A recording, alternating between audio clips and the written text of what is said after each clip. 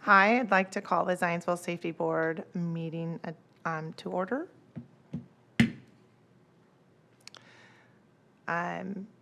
We're going to take attendance. We are missing Valerie Swack, so Evan Norris. Here. Jeff Papa. Here. Joe Stein. Here. And I am here as well.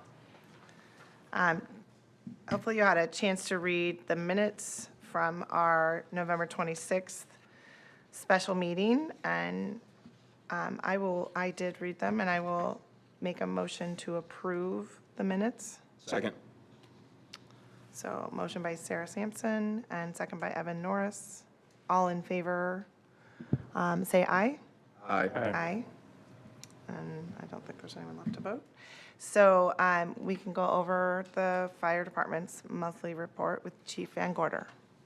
Madam President, members of the Safety Board, I thought it valuable each month to come before you and give you an update about what's going on within the fire department. This morning, I've asked Deputy Chief of Administration Jason Potts to walk you through our standard monthly report and give you an opportunity, not just today, but maybe over the next few weeks between now and our next meeting, and let us know if there's information that you would like to see in future reports. I will tell you in 2025, I will begin to give you, in addition to monthly reports, I'll begin to give you quarterly updates regarding the fire department budget, performance to expectations, where our revenues are, and we'll begin to talk about many more things. But I thought since we had a rather short agenda today, Deputy Chief of Administration Jason Potts will just spend about a few moments walking through our statistical report and maybe what you can find in there, and then we can move on.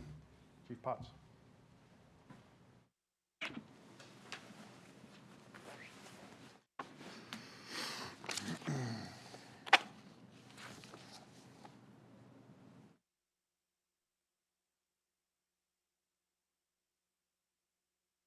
Good morning.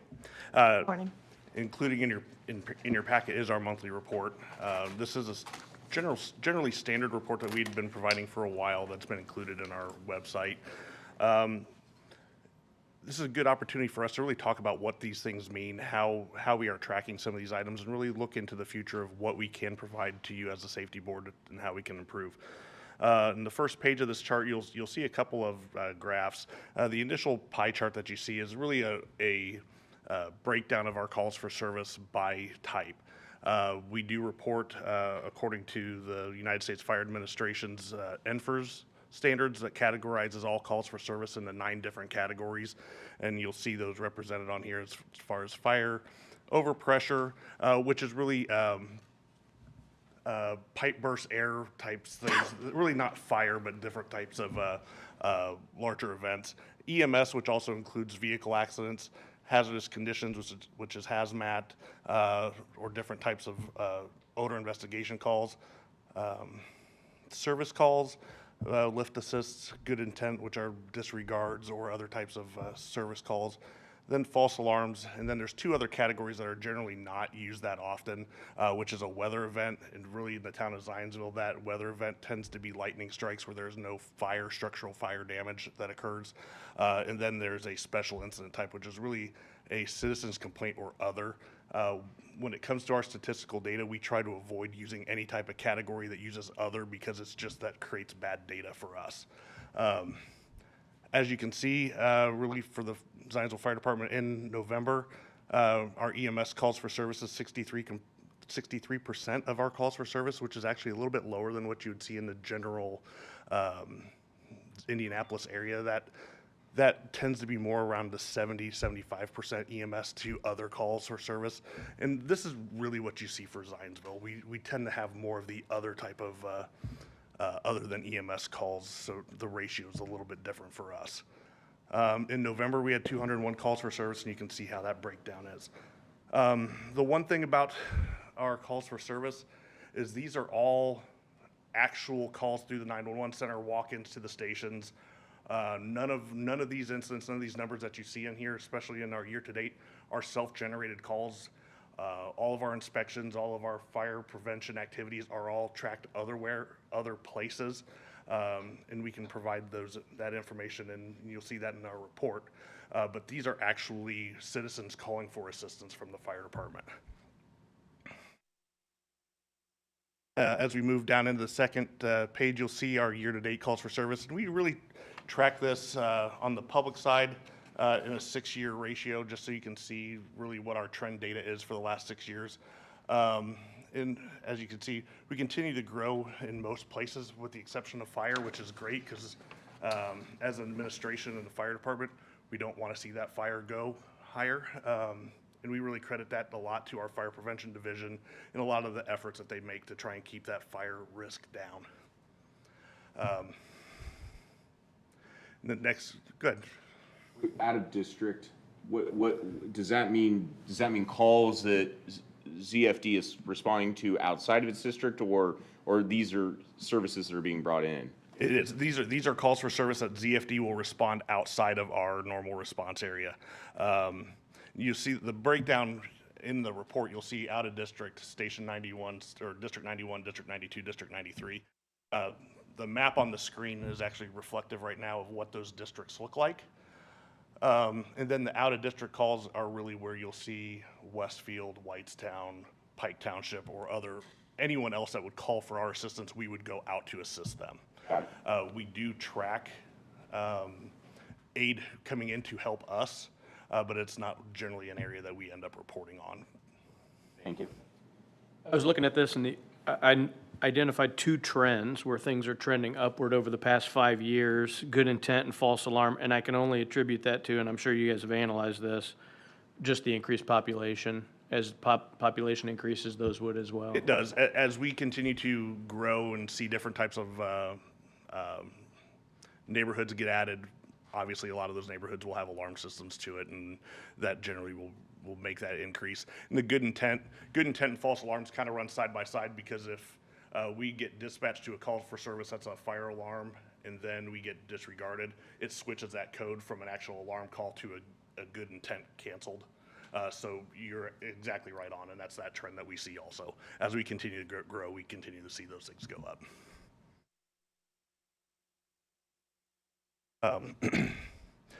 And really one of the big things as we look at the districts, kind of in the same line as the town of Zionsville continues to grow, we want to see where that development is going and how that affects the fire department in those fire protection districts that we have.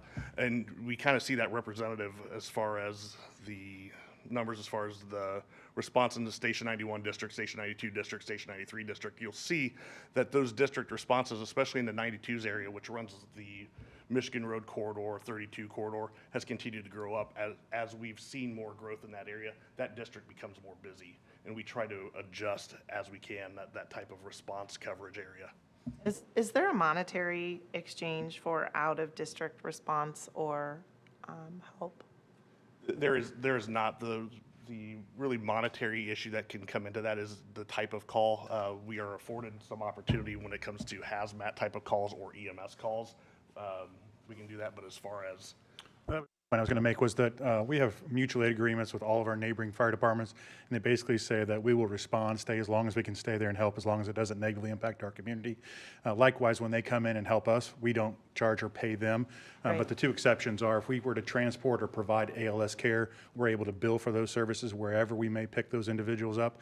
And then also the hazardous materials response that may be even in our area or outside our area, the materials that we would utilize or the manpower or resources we utilize, we retain the right to be able to bill the spiller per state statute. I don't know if there's any sort of tracking of the plus minus of area help if it gets to a point where it is affecting our community resources. we do track the amount of time that occurs really during the incident. Our incident commanders or administrative staff will make adjustments to make sure that the town of Zionsville is covered appropriately when those events occur. Okay.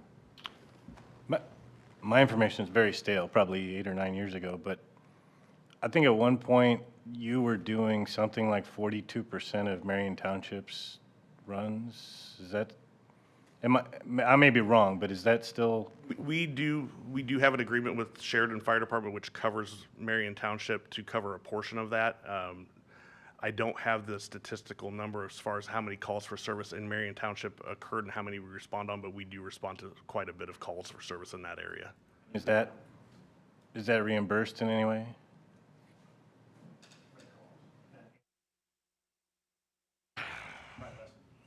Yeah, as the chief was saying, the level of calls for service in that township is very small. I would say somewhere around that 40 to 50 range for the year.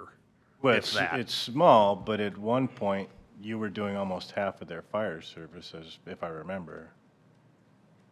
Not almost half, but 40%.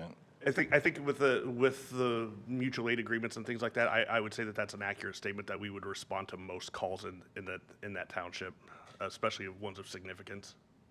Which, I'm glad you're taking care of that and those people are taken care of, but we're not, as far as I knew, we weren't being compensated for that, so it's. That is still correct. A good neighbor gesture or something.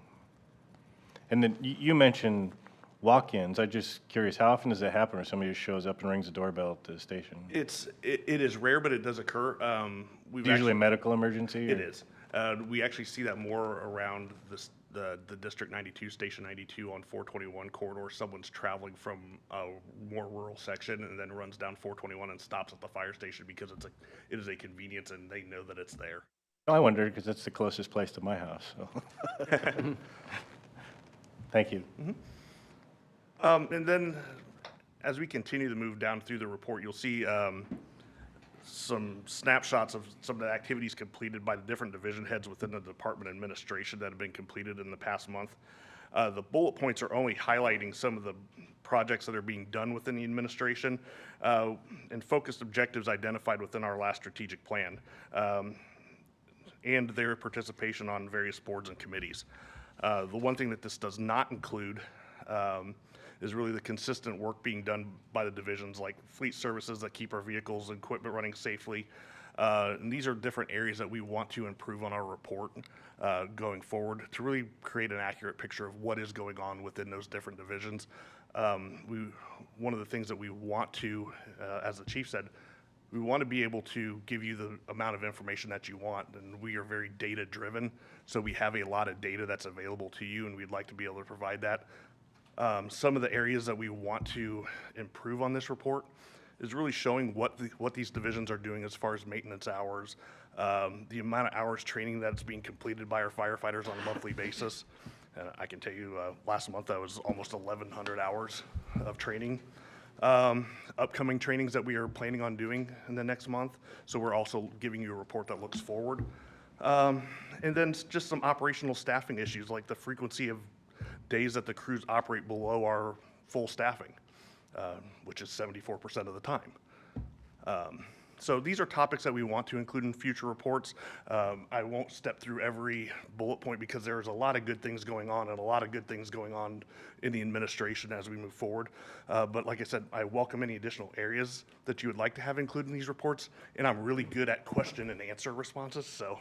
Yeah, Deputy Chief Potts, thank you. One area that I think, and it doesn't have to be monthly, but I would like to see is the capital improvements and where we're going with that. Because we know that the Woolpert, you mentioned in here the Woolpert study, but I think something that this board needs to be very cognizant of and or keep being apprised of in the future are these capital improvements, new fire stations, station remodels, things like that. So we can plan accordingly for the future, because I know those are going to come down the pipeline sooner rather than later, and we need to get ready for that. Absolutely, and I think one of the things that we will do moving forward is really, as we have those projects that are identified, be able to provide reports on where we're moving forward. Just that way you know where those things stand as the safety board. Perfect, thank you. Otherwise, I think, yeah, all those topics sound great. Yeah, definitely. I think the capital improvements, just staying ahead of a big whammy of information would be good for have you trickling down some of what we need to know. Absolutely, and like I said, I would welcome you to challenge me and the chief with information that you would like to have included in these reports, because there's a lot of good things going on in our fire department that we can really add to this report to really give a good picture of what's going on. Because I think also having the 74%, the running below the service needs, right, help us to keep that in the forefront of the needs of the men and women at the firehouses and whatever they need, so that we're accurately envisioning that in our head as well, to make sure that we understand that they're working hard, and that sometimes I think we need more staff and things that we need to account for in the future. Thank you.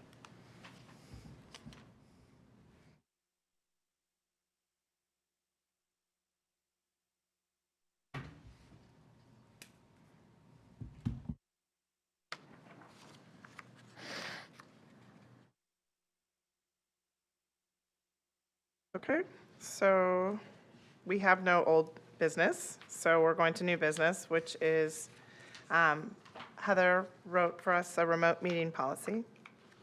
Yes. So Indiana open door law allows an electronic meeting policy to be put in place by this body, which would govern attendance of safety board members if they're unable to be present at the meeting.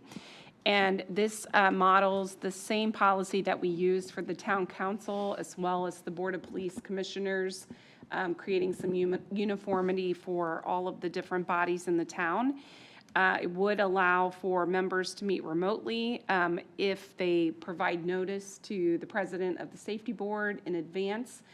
We'd still need an in-person quorum, and if we do have someone who's participating remotely, they can participate and vote, but we need a roll call vote of all of the members, including those that are physically present, just so that the public can track and we can have transparency in terms of who is voting for what. Really, that is the bulk of it. It follows state statute in terms of the allowances for safety board members to participate in this way. And if there's any questions, I'd be happy to answer them.